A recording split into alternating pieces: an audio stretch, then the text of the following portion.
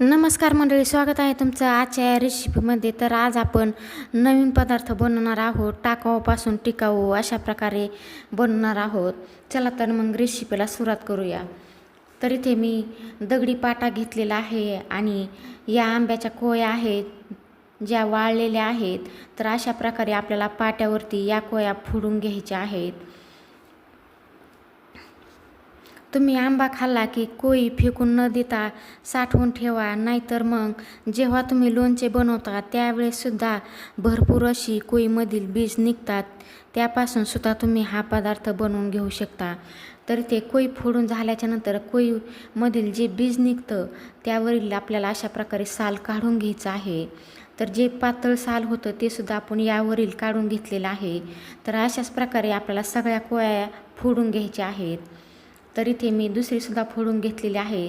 तर इथे पाहू शकता यामधील बीज थोडंसं फुटलेलं आहे. तर ते सुद्धा आपल्याला घ्यायचं आहे, कारण यामधील बीज अखंड पूर्ण निघणार तर नाही. तर अशा प्रकारे आपल्याला सगळी बीज काढून घ्यायची आहेत आणि त्यावरील सालसुद्धा काढून घ्यायचे आहेत.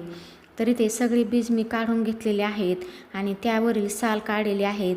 तर काही अर्धवट बीज निघलेले आहेत आणि काही पूर्ण निघलेले आहेत. तर आता हे बीज आपल्याला कट करून घ्यायचे आहेत. तुम्ही जर चॅनलवर नवीन असाल तर व्हिडिओला लाईक करा, शेअर करा, सबस्क्राईब करा आणि कमेंटद्वारे कळवा की तुम्हाला ही रेसिपी कशी वाटली. आणि रेसिपी नक्की करून पहा, खूप छान अशी लागते. हाईपचे पॉईंटसुद्धा नक्की द्या. तुम्ही ही रेसिपी कुठल्या गावातून किंवा शहरातून पाहता ते सुद्धा नक्की कळवा. तर इथे अशा प्रकारे छोटे छोटे मी तुकडे तयार करून घेतलेले आहेत. पाहू शकता छान असे पांढरे शुभ्र आपले हे तुकडे तयार झालेले आहेत. आणि असेच आपल्याला छोट्या आकारामध्ये सगळे तुकडे कट करून घ्यायचे आहेत. तर इथे मी सगळे बीज कट करून घेतलेले आहेत. पाहू शकता छान असे छोटे छोटे तुकडे तयार करून घेतलेले आहेत. आता हे तुकडे मी स्वच्छ धुवून घेतलेले आहेत आणि धुवून घेतल्याच्या नंतर आपल्याला हे तुकडे कुकरमध्ये टाकायचे आहेत आणि अर्धा लिटर यामध्ये आपल्याला पाणी टाकायचं आहे. तर हे तुकडे बुडतील एवढं पाणी टाकायचं आहे. आणि तुम्हाला जर यामध्येच मीठ टाकायचं असेल तर तुम्ही थोडंसं यामध्ये मीठसुद्धा टाकू शकता. आणि एका शिट्टीमध्ये हे तुकडे आपल्याला शिजवून घ्यायचे आहेत. तर एका शिट्टीनंतर तुम्ही पाहू शकता छान असे हे तुकडे शिजलेले आहेत. शिजलेले तुकडे इथे मी चाळणीमध्ये काढून घेतलेले आहे. त्यामधील सगळं पाणी काढून घेतलेलं आहे. थोड्या थोड्या वेळाने आपल्याला अशा प्रकारे हे तुकडे हलवून घ्यायचे आहेत, जेणेकरून त्यामधील सगळं पाणी निघून जाईल. आणि तुकडे आपल्याला हे कोरडे करून घ्यायचे आहेत. तर जोपर्यंत कोरडे होत नाहीत तोपर्यंत तुकडे आपल्याला हलवत राहायचे आहेत.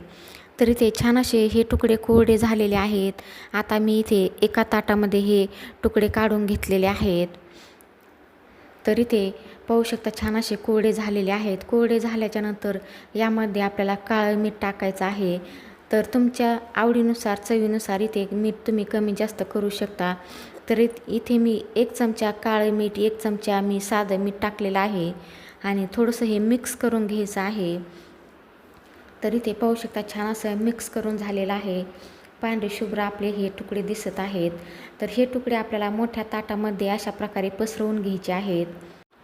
तुकडे ताटामध्ये पसरून झाले की त्यावरती आपल्याला एक कपडा बांधायचा आहे, जेणेकरून बाहेरील धूळ त्यावरती बसणार नाही. आणि हे ताट आपल्याला 2 दिवस उन्हामध्ये ठेवायचं आहे. आणि छान अशी ही सुपारी आपल्याला वाळवून घ्यायची आहे. तर इथे आंब्याच्या कोईपासून छान अशी मी ही सुपारी बनवलेली आहे. चला तर मग पुन्हा भेटूया पुढील एका अशाच रेसिपीमध्ये.